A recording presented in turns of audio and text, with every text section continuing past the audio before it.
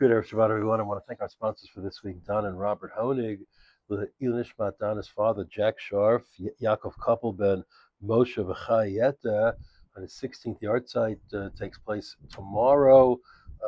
Jack Sharf was a decorated World War II veteran in the American Army, liberator of Dachau.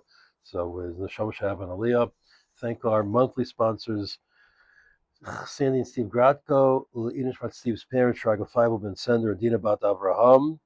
Anonymous sponsors as a for a refuah shlema for Gittel Rivka Bat Esther Shifra, Julie and Richard Ehrlich, Inishmat Rachel Miriam Bat Yona, Marshall Lee Weinblatt, Inishmat Gittel Bat Chaim Yisachar, and Chavariva Bat Aaron Yosef and Bracha, Aleim Shalom, and Chaim Yofuld, the Nishmat, their beloved son Hillel, Olav Shalom ben Yo Yaakov Sheyichya Mazel Tov to Chaim Yo on the birthday of a night of a grandson here in Eretz Yisrael. One of the most astonishing events in Jewish history takes place in the Parsha of Beshalach, the Kriyat Yamsuf, the splitting of the Red Sea, and Chazal say, Masher Rata Shivcha Alayam Lo Ro Yecheskel Ben Buzi. When even a common maidservant saw the revelation of God at Yamsuf, even the Navi Yecheskel did not achieve those heights of intimacy with Hashem. Ze Keli Vanveyu, as if we could point to God and say, this is our God, and we will glorify Him. Hashem Yimloch Le'olam Va'ed. God will reign forever.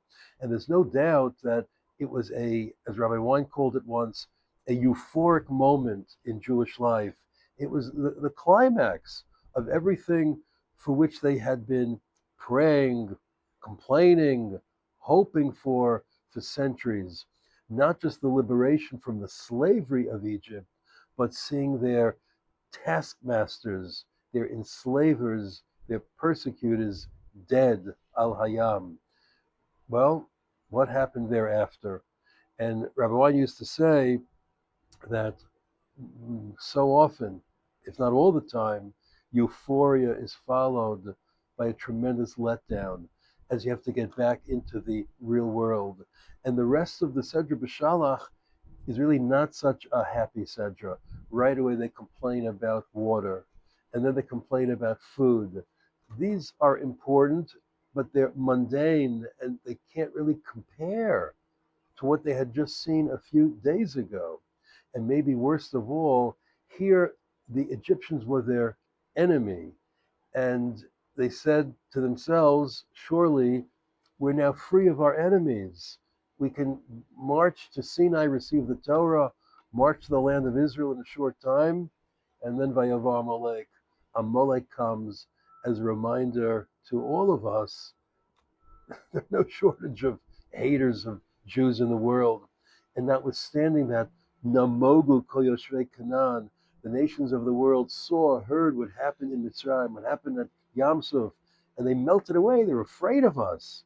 Nonetheless, there's always Amalek that jumps in, as Chazal say, to the vat of boiling water and cools it for everyone else.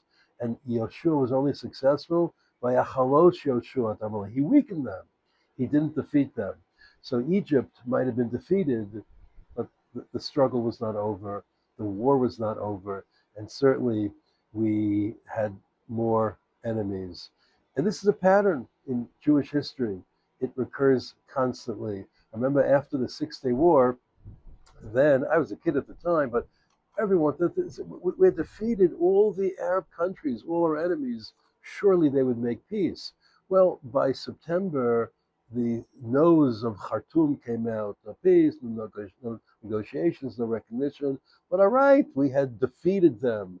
They're not going to be harassing us or attacking us anytime soon.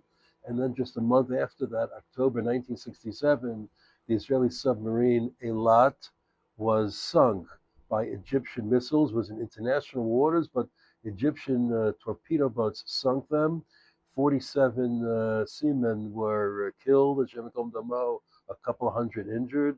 And then over the next year, the war of attrition started. And it was so unexpected that in Israel, they did not even recognize it as a war for many decades until it became, they saw the Yom Kippur, the 6 Day War, Yom Kippur War, and then I think it was in the 80s and 90s, they said, no, this too was a war, Milchemet HaHatashah, the war of attrition. And we thought all our enemies were defeated and more soldiers were killed in the war of attrition than even in the 6 Day War.